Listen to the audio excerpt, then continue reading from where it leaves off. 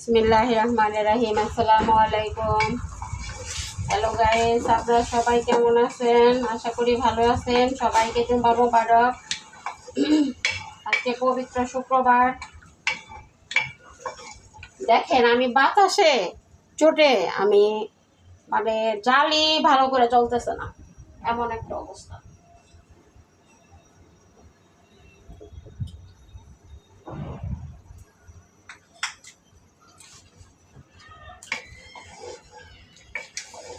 আমি মাংসটা আজকে একটু অন্যভাবে বসাইছি।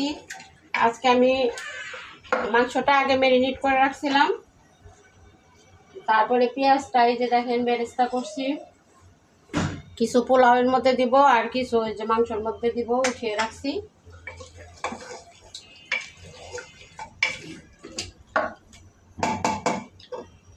জালি চলতেছে না বাতাসে।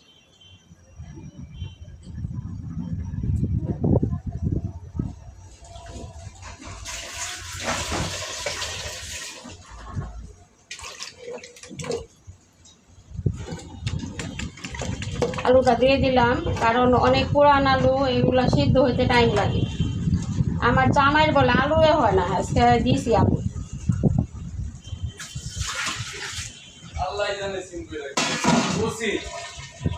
এই জন্য এই যে আলুটা একটু বানিয়ে দিয়েছি আজকে।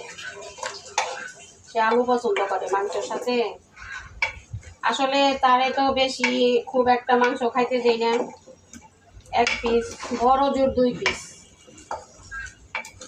কারণ মোটা মানুষ ভয় পায়, সে আলু আর ঝোল এইসব দিয়ে খায়।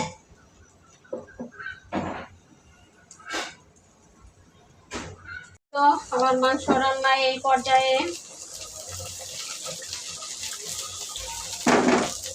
এখন এখানে আমি একটু জিরা গুঁড়া দিয়ে দিব আবার। এই যে জিরার গুঁড়া দিয়ে দিলাম একটু। আর এই দেখেন বেরেস্তা করে রাখছি, খেতে খেতে আমি অনেকটা খেয়ে ফেলছি। এখান থেকেও একটু রাখবো খাওয়ার জন্য, এই যে সামান্য একটু রাখলাম। পোলাওয়ের মধ্যে দিয়ে দিছি।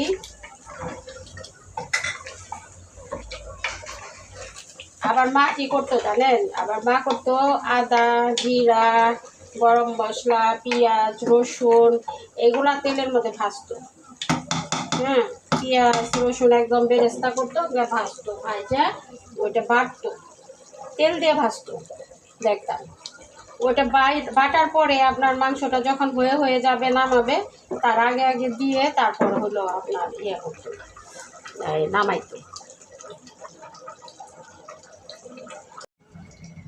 এই তো দেখেন আমার মাংস অলমোস্ট হয়ে গেছে,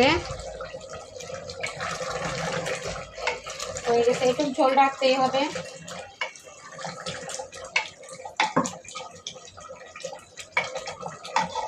আমার রান্নাগুলি যদি আপনাদের ভালো লাগে, আপনারা আমার পাশে থাকবেন, আমাকে এগিয়ে যেতে সাহায্য করবেন, আমাকে বেশি বেশি করে সাপোর্ট করবেন। আবার ভিডিওগুলো বেশি বেশি করে দেখবেন এবং অন্যের মাঝে শেয়ার করে দিবেন। আমার পরিবারটাকে বড় করে দিবেন প্লিজ। আপনারা আমাকে বেশি বেশি করে সাপোর্ট করে আমাকে এগিয়ে নিয়ে যাবেন। আপনাদের ছাড়া এগিয়ে যাওয়া কোনোভাবেই সম্ভব না, আপনারাই অল ইন অল এই প্ল্যাটফর্মে। তাই আপনাদের সহযোগিতা আমার একান্ত কাম্য। সবাই ভালো থাকবেন, সুস্থ থাকবেন, নিরাপদে থাকবেন। অন্য কোনো ভিডিওতে দেখা হবে, কথা হবে।